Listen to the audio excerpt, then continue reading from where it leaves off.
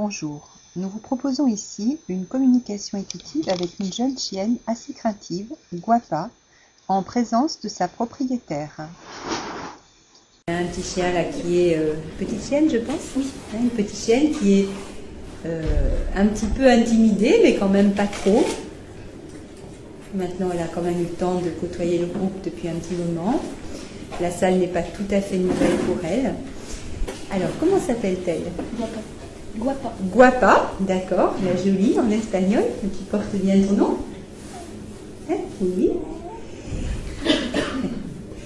Et alors, qu'est-ce qui vous préoccupe ou qu'est-ce qui vous intéresse la concernant? Je suis venue avec elle par curiosité, donc oui. je n'avais pas de réelle préoccupation au départ. Oui. Alors, voilà, alors je ne sais pas trop quoi dire. D'accord, donc pas d'attente particulière, simplement une exploration générale. Oui, voilà. D'accord. Ceci dit, ici, peut-être une question, j'ai l'impression qu'elle n'est pas très, qu'il n'y a pas de réelle complicité entre elle et moi, en fait. D'accord, vous entendez au fond? Oui, d'accord. Il n'y a pas, si je compare avec notre chien que j'ai, j'ai l'impression qu'il n'y a pas de complicité, peut-être peu de communication entre nous. D'accord. Par exemple, j'ai l'impression que c'est une chienne qui est uniquement intéressée par les sorties, les jeux, la nourriture, et au-delà... Et qu'est-ce que vous attendriez comme complicité? Qu'elle manifeste peut-être de l'affection. La joie quand vous rentrez. Alors la joie, elle la manifeste, mais... Oui. Alors c'est vrai que j'ai le repère de notre chien qui n'a pas du tout le même comportement. D'accord. Mais j'ai l'impression qu'elle manifeste aucune affection à mon égard, ou très peu en tous les cas. Ou peut-être que je ne le perçois pas, je ne sais pas. D'accord. Voilà, donc qu'elle manifeste de l'affection.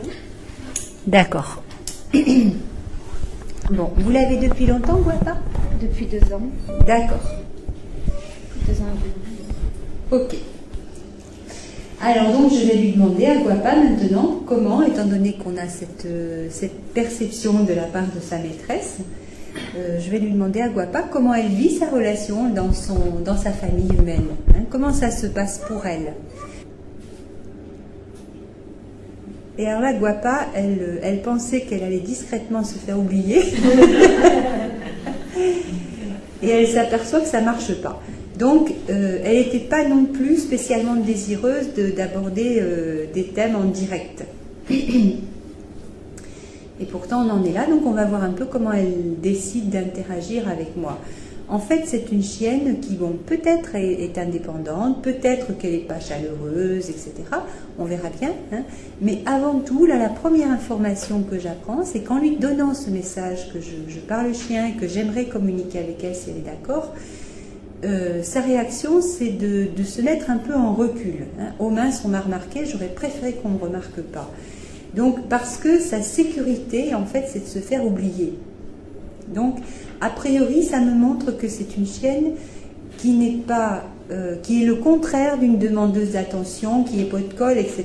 Et c'est peut-être pas par indépendance. Hein. Ça peut tout à fait être parce qu'elle a été victime de mauvais traitements et que maintenant elle préfère rester au loin de l'espèce humaine, quelle que soit la motivation qu'on ait de s'intéresser à elle. Ça peut être aussi que c'est une chienne qui est, je dirais, issue d'une famille où on battait les chiens, mais qu'elle-même n'a jamais été battue, mais elle a pu être témoin de choses désagréables. Ça peut être aussi une chienne qui ne s'intéresse pas à l'espèce humaine parce que tout ce qui l'intéresse, c'est les lapins. Hein. Il peut y avoir toutes sortes de motivations là. Donc, on va voir. Mais effectivement, ce n'est pas particulièrement son souhait d'entrer en relation avec moi maintenant. Alors, je vais voir si je peux, je dirais, la faire changer d'avis, non pas en la contraignant. Hein. C'est pas par la force qu'on va entamer une communication, ni avec un animal, ni avec un être humain. Je vais plutôt essayer de l'inciter, de lui donner envie, de développer sa curiosité, etc. On va voir si ça marche. Elle tremble, voilà. Elle est toute inquiète. Hein, et donc, je vais lui dire, mais explique-moi un peu pourquoi tu es inquiète comme ça. Voilà. Et effectivement, c'est une chienne qui a peur, qu'il lui arrive quelque chose. Alors, de quoi tu as peur, quoi? Et vous voyez que maintenant que j'accueille sa peur, elle n'est plus du tout, il n'y a plus du tout de recul ou de désir de ne pas communiquer avec moi. Hein. Puisque je vais avec sa peur et que je m'intéresse à ce qu'elle vit elle, plutôt que de la mener dans un terrain qui n'est pas ce qui correspond à son besoin, je vais avec son besoin. Et là, elle est tout à fait d'accord pour m'en parler. Hein. C'est pas par rapport à moi qu'elle a peur, c'est par rapport à quelque chose que j'ignore encore, mais elle est d'accord pour me parler de sa peur. Bon, oui. Peut-être bien pour sûr. Une précision, c'est un chien qui vient de la SPA. Elle vient de la SPA, oui. Voilà, donc peut-être par rapport. D'accord, on ne sait pas trop Donc, ce qu'elle a vécu voilà, avant. Je ne sais pas ce qu'elle a vécu. Oui. Je l'ai prise, elle avait 1 an. Et voilà, elle était beaucoup plus sauvage qu'elle ne l'est. Bien sûr, elle était sauvage. Hein, et c'est vrai que c'est une chienne qui a peur de tout, de tout. D'accord. Donc vous voyez que ça commence à se préciser, hein, pourquoi elle n'est pas si câline ou elle ne va pas forcément beaucoup de l'avant vers l'être humain. Elle a un fond de peur vis-à-vis de l'être humain. Alors qu'est-ce qui t'est arrivé, ma belle, pour que tu aies peur comme ça? Vous êtes d'accord pour qu'on pose cette question? Ah oui.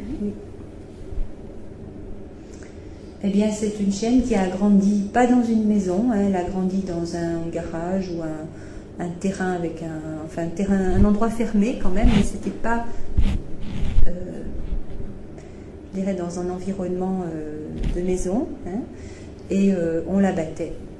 On la battait avec une ceinture ou avec un truc qui lui faisait très très peur, et c'était une grande silhouette très puissante, et bon, elle n'était pas du tout, je pense que la personne qui l'avait ne se rendait pas compte qu'un chien devait être éduqué et ne pouvait pas forcément, bon, c'était pour des histoires de propreté, quoi. Donc ça veut dire que cette chienne, eh bien, elle a toujours maintenant une crainte des silhouettes qui s'approchent d'elle. Donc si on est assis, qu'on n'est pas trop haut, et que c'est elle qui peut s'approcher, ça va aller. Mais dès qu'on élève la voix ou que quelqu'un est debout en face d'elle, eh bien ça lui fait très peur. Donc vous voyez que ça n'a rien à voir avec vous, parce que je suis sûre qu'avec vous, elle n'a jamais été battue. Voilà. Et même si ça vous fait beaucoup de peine, eh bien je crois que... Mais oui, mais c'est normal, hein, d'avoir ces réactions, parce que c'est abominable. Vous voyez que là, ce qui se passe, hein, c'est que cette dame qui a appris à aimer cette petite chienne, qui est vraiment en relation d'empathie avec elle, eh bien tout d'un coup, elle est en train de prendre conscience de la terreur que sa chienne a vécue. Tout d'un coup, elle le comprend, que c'est pas quelque chose... Est-ce qu'il y a quelqu'un qui peut nous aider là? C'est pas quelque chose qui est relié à un mauvais caractère, à une méfiance a priori, hein, c'est pas un manque de socialisation. Tout d'un coup, voilà, elle ressent ce que ressent sa chienne. Et c'est vrai que c'est abominable et que c'est très intense. Et quand c'est comme ça, ben, la seule chose à faire, c'est de dire, moi, écoute, je suis pour rien. C'est pas moi qui t'ai battu, moi je te battrai pas parce que c'est pas ce que je veux avec toi. Mais je te demande pardon que tu aies été battu. C'est pas comme ça que j'aurais voulu qu'on fasse avec toi. Et maintenant avec moi, eh ben, tu seras tranquille, tu seras protégé. Et vraiment rentrer dans cet accompagnement de là où en est l'autre. Et ça, vous pouvez le faire. Allez, alors allez-y, va. Vous allez la prendre dans les bras et puis vous allez lui raconter tout ça avec votre cœur. Voilà, parce que c'est ça qui va lui faire du bien à Guapa, c'est de savoir que maintenant tout ça c'est derrière, qu'elle est avec une maîtresse qui va être complètement d'accord pour qu'elle ait une autre vie. Et que cette autre vie, eh bien, elle va s'installer là à partir de maintenant, où ce gros morceau, ce gros poids qu'elle a sur le cœur, ça va pouvoir être accepté et transformé. Et vous comprenez comment nous, en tant qu'êtres humains, quand on n'est pas connecté avec la réalité du chien qui vit avec nous tous les jours, qu'on aime, mais on ne comprend pas ce qu'il a vécu, on ne s'en rend pas compte, eh bien, on passe à côté et on croit vraiment bêtement pour le coup que ce chien il n'est pas social, qu'il ne nous aime pas, etc. Ça n'a rien à voir. Mais maintenant le lien il va pouvoir être vrai parce qu'elle a compris, parce qu'elle a ressenti vraiment ce qui s'est passé pour sa chienne. Est-ce que vous suivez là comment ça peut être important de faire ces prises de conscience? Maintenant, cette petite chienne, elle pourra vraiment s'appuyer sur sa maîtresse. Une question. Mm. Est-ce que la chienne a compris aussi Que que ses maîtresses a demandé? Ben, elle est en train de le comprendre là. Maintenant, elles peuvent se rencontrer vraiment. On parle du chien. On parle du chien? La maîtresse, elle vient de comprendre il y a 5 minutes. Et la chienne, en ce moment, là, elle est en train de comprendre que sa maîtresse est d'accord pour accepter ça et la protéger maintenant, que c'est fini ça, que c'est derrière. Et là, maintenant, la chienne, elle va pouvoir faire confiance à sa maîtresse. Et si un jour elle a peur, au lieu de s'enfuir loin de toute silhouette humaine, elle va aller vers cet être humain qui a compris et qui est d'accord pour la protéger de la terreur qu'elle a vécue et qu'elle ne veut pas revivre. Donc au lieu de s'enfuir en traversant une nationale, elle ira se mettre dans les jambes de sa maîtresse. Comprenez l'intérêt pratique de cette chose, hein? C'est pas rien ça. Et ça va changer leur vie à toutes les deux, à partir de maintenant là. C'est pas du tout un problème de est-ce que je la nourris bien, est-ce que je la caresse assez. Non, c'est quelque chose qui n'a rien à voir avec ce qu'elle vit aujourd'hui. C'est quelque chose qu'elle ramène de son passé, cette petite bête.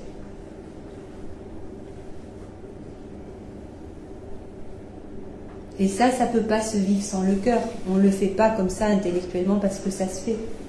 Il faut être vrai dans ces moments-là.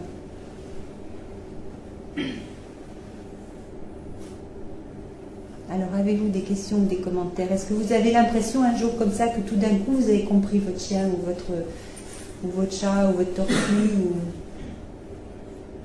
Et vous voyez que maintenant Guapa, elle a plus peur. Ça y est, hein? Maintenant c'est une chienne qui va pouvoir démarrer une autre relation avec l'être humain. Et pour les animaux, ça va vite, hein? Alors maintenant, c'est peut-être sa maîtresse qui va avoir peur pour elle, on ne sait pas. Mais on verra bien.